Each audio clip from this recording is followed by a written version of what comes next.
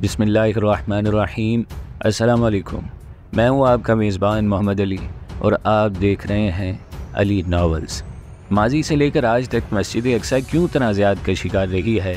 आखिर को मस्जिद अक्सा क्यों और किस वजह से इतनी अहम है? इसराइल क्यों पाक सरज़मीन को मसाइल का गढ़ बनाने पर तुला हुआ है? इस मुक़द्दस जगह पर तनाज़े का आगाज़ कब और कैसे हुआ था? नाज़रीन, आज की इस वीडियो में हम माजी से लेकर मौजूदा दौर तक के हक़ाइक़ और आदाद व शुमार लेकर हाजिर हुए हैं, जिनका जानना आप सब के लिए भी नहायत ज़रूरी है। वैसे अब कोई नई खबर तो नहीं रहती, लेकिन इसके बावजूद हाल ही में इसराइली पुलिस की जानिब से मस्जिद अक्सा में फ़लस्तीनियों की गिरफ़्तारियों के बाद तनाव में इजाफ़ा हुआ था।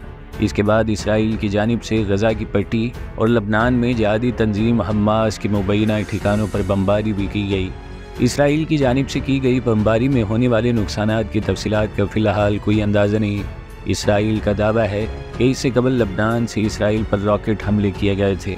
इसराइल की जानिब से मस्जिद अक्सा में गिरफ्तारियों की मुस्लिम दुनिया की जानिब से शदीद मज़म्मत भी की गई, लेकिन सवाल यहाँ पर यह है कि आखिर मस्जिद अक्सा इतनी अहम क्यों है? वाज़ेह रहे कि मस्जिद अक्सा बैतुल मक़दस की पुरानी शहर के वस्त में एक पहाड़ी पर वाक़ है, जिसे मुसलमान अल हरम शरीफ के नाम से जानते हैं या फिर किबला अव्वल के नाम से भी पुकारते हैं। यहाँ पर हमें यह भी नहीं भूलना चाहिए कि यरूशलेम तीनों मज़ाहिब इस्लाम, यहूदियत और मसीहियत के पैरोकारों के लिए मुक़द्दस मुकाम है, जबकि मस्जिद अक्सा को मक्का की मस्जिदुल हराम और मदीना की मस्जिद नबवी के बाद इस्लाम का तीसरा मुक़द्दस तरीन मुकाम समझा जाता है। अल हरम शरीफ कंपाउंड में मुसलमानों के दो मुक़द्दस मकामात मौजूद हैं, जिनमें अक्सा मस्जिद शामिल है, जिसे 8वीं सदी में तामीर किया गया था। इस पूरे कंपाउंड को अल अक्सा मस्जिद कहा जाता है। तकरीबन 35 एकड़ रकबे पर मुहित इस मुकाम को यहूदी टेम्पल माउंट कहते हैं, जबकि टॉम ऑफ द रैक को भी यहूदी मज़हब में मुक़द्दस तरीन मुकाम का दर्जा दिया जाता है। मुसलमानों का मानना है कि यहाँ कई पैगम्बरों ने इबादत की, जिनमें हज़रत इब्राहीम अलैहिस्सलाम, हज़रत दाऊद अलैहिस्सलाम, हज़रत सुलेमान अलैहिस्सलाम, हज़रत इलियास अलैहिस्सलाम और हज़रत ईसा अलैहिस्सलाम शामिल थे। मुसलमानों का एतक़ाद है और हम सब का ये कामिल ईमान है कि पैगम्बर इस्लाम सल्लल्लाहु अलैहि वसल्लम को सन 620 में एक ही रात के दौरान मक्का से अलग एक मस्जिद में लाया गया, जहाँ से उन्होंने महराज का सफ़र किया। इसलिए इसे मुसलमानों के लिए बहुत मुक़द्दस समझा जाता है। यहूदियों का मानना है कि हज़रत सुलेमान ने 3000 साल कबल यहूदी इबादतगाह इसी मुकाम पर तामीर की थी। तो नाजरीन, आपको बताते चलें कि सन 1967 की अरब इसराइल जंग के बाद बदकिस्मती से अक्सा मस्जिद पर इसराइल ने कब्ज़ा कर लिया था और मशरिकी यरूशलेम और वेस्ट बैंक और साथ इसे इसराइल में ज़म कर लिया गया। यानी जो सरज़मीन कभी मुसलमानों के पास थी, जिस सरज़मीन को हासिल करने के लिए सलाहुद्दीन अय्यूबी ने तारीख़ रकम की थी और जिस सरज़मीन को सल्तनत उस्मानिया ने भी अपनी तारीख़ में रंग दिया था, अब उस्मानी सल्तनत टूटने के कई साल बाद वो यहूदी मुल्क इसराइल के कब्ज़े में चली गई थी। इससे कबल यह इलाका मिस्र और उर्दन के कंट्रोल में हुआ करता था, ताहम इसराइल के इस कब्ज़े को बैनुल-अक़वामी सतह पर कभी तस्लीम नहीं किया गया। अल अक्सा कॉम्प्लेक्स के हवाले से इसराइल और उर्दन के दरमियान 1967 के मुआहदे के मुताबिक उर्दन के वक़फ़ बोर्ड को मस्जिद के अंदर के इंतज़ाम की ज़िम्मेदारी मिली, जबकि इसराइल को बैरूनी सिक्योरिटी के इंतज़ामात की ज़िम्मेदारी मिली।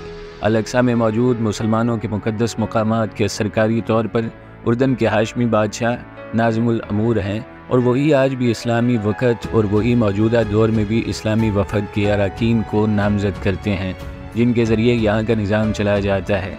एक मुआहदे के मुताबिक गैर मुस्लिम अफराद भी इस मुकाम पर आ सकते हैं, लेकिन मस्जिद के अहाते में सिर्फ मुसलमानों को इबादत करने की इजाज़त हासिल है।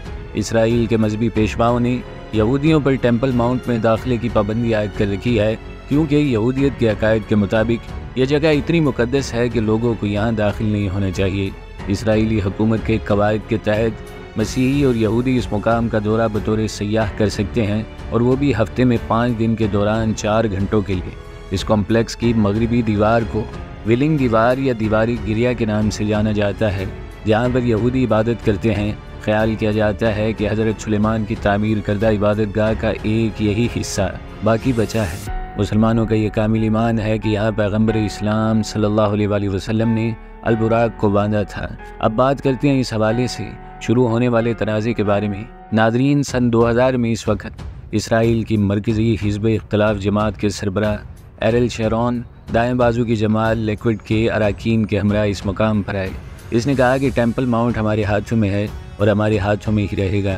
یہ یہودیت کا سب سے مقدس مقام ہے اور ہر یہودی کو حق ہے کہ وہ یہاں آ سکے۔ اس کا یہ کہنا ہی تھا کہ اس پر فلسطین میں بھرپور احتجاج ہوا، جس کے بعد پرتشدد جھڑپیں ہوئیں اور الاقصی انتفاضہ کا آغاز ہو گیا، جس میں 3000 فلسطینی شہید ہوئے اور 1000 اسرائیلی ہلاک ہوئے۔ مئی 2021 میں فلسطینی شہریوں کی بے دخلی کے خلاف احتجاج کرنے والوں اور اسرائیلی پولیس کے درمیان اقصی مسجد کے احاطے میں جھڑپیں ہوئیں، جن میں 163 فلسطینی اور 17 اسرائیلی پولیس اہلکار زخمی ہوئے۔ اس کے رد عمل میں حماس تنظیم نے غزہ کی پٹی کی جانب سے یروشلم پر راکٹ داغے اور اسرائیل سے 11 دن تک تناؤ چلتا رہا۔ گزشتہ 30 سال بعد اسلامی ماہ رمضان اور یہودیت میں پاس اوور کی ایک ہفتہ طویل چھٹی ایک ساتھ شروع ہوئی تو اسرائیلی پولیس نے احاطے کو زبردستی یہودیوں کے لیے خالی کروا لیا، جس پر پرتشدد جھڑپوں کا ایک مرتبہ پھر سے آغاز ہوا۔ حالیہ واقعے میں اسرائیلی پولیس یہ کہتے ہوئے مسجد میں داخل ہوئی کہ چند شر پسند عناصر نے خود کو مسجد میں بند کر رکھا ہے اور پتھر اور مواد بطور ہتھیار استعمال کر رہے ہیں۔ دوسری جانب فلسطینیوں کا کہنا ہے کہ پولیس نے ربڑ کی گولیاں استعمال کی اور 50 افراد زخمی ہوئے۔